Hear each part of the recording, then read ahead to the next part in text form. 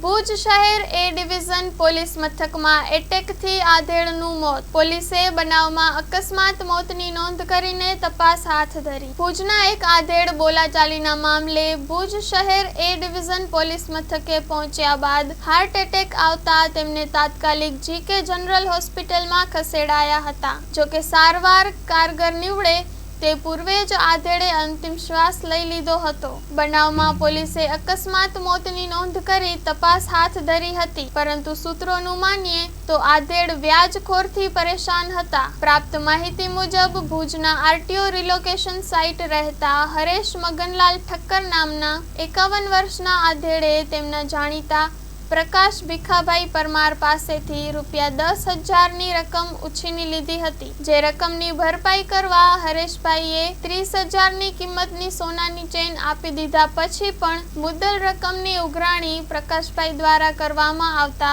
હરેશભાઈ સાથે બોલાચાલી થવા પામી હતી, જે મામલો ભુજ શહેર એ ડિવિઝનમાં પહોંચ્યો હતો. આ દરમિયાન હરેશભાઈને એકાએક છાતીમાં દુખાવો ઉપડતા તેમને તાત્કાલિક જીકે જનરલ હોસ્પિટલમાં ખસેડવામાં આવ્યા હતા, જ્યાં તેમનું મૃત્યુ નિપજ્યું હતું. Story report by Kiran Gori, Bhuj.